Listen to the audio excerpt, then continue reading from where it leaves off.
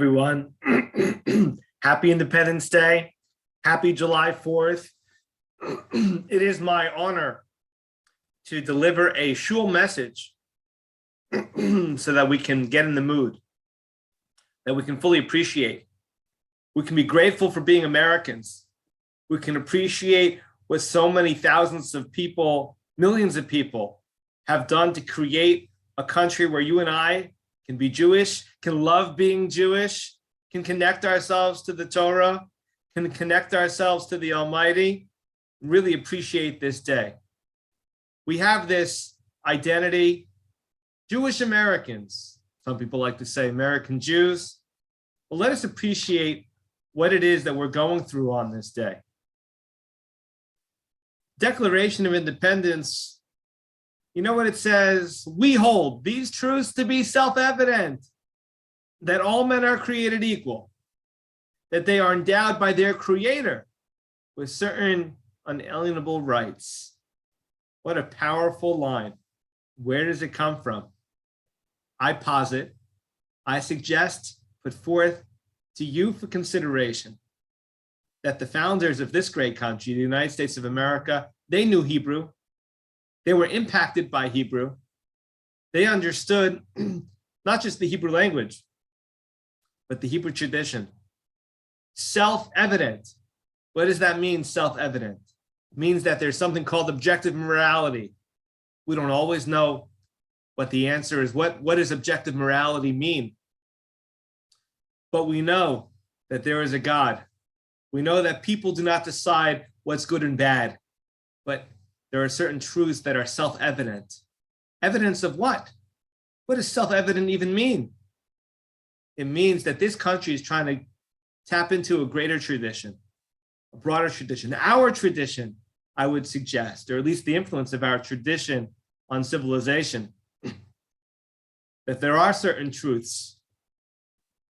There is a certain morality which goes beyond time and place. They're self-evident. They're inside of us, inside of our societies, inside of our families. That it isn't going to be one person or one group of people lording over other people. That there's this idea of freedom, radical freedom. And when we create a country that we endeavor to have equality, we endeavor to have laws apply to everyone regardless of who their parents might be, what their lineage might be, how much money they might have. The same law applies to everyone. That's part of freedom. That's part of freedom. Freedom doesn't mean that you can do whatever you want. Freedom means that you respect this concept of equality. It comes from our idea that we are created in the image of God. That, what does that mean? God doesn't have an image. God isn't physical. It means that we all have a spiritual identity. We all have a soul, and to be able to see the great value of each and every person and to understand I could never lord over this person. I could never have injustice against this person. This person has a spirit to them, given to them by God. I could never do that to God. I could never do that to my fellow man. So the Creator gave us rights, endowed by their Creator. Part of this country's understanding, we are one nation under God. God exists. We have the freedom to define what God means for us in this country, and that is a great privilege. We can go ahead and observe the Torah, and as I said this morning at services, how grateful are we? We don't have a shul that's underground.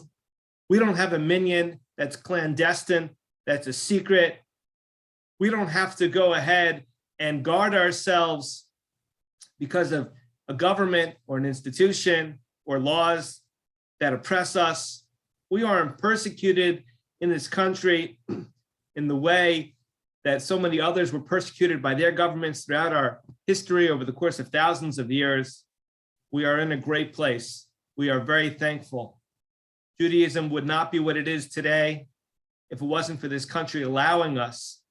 And of course, up until recently, and then still today, the largest Jewish population outside the state of Israel. And it's because of our founding fathers of the United States of America. It's because of what they understood, inspired, I suggest, by our tradition, understanding equality, understanding the image of God, understanding the concept of objective morality, understanding that one person can't go ahead and dictate to another. And that was what was so radical about our creation, our birth as a people, in terms of the Jewish people. That Paro can't go ahead and tell us what's going to happen to us, what our destiny is, what we ought to do.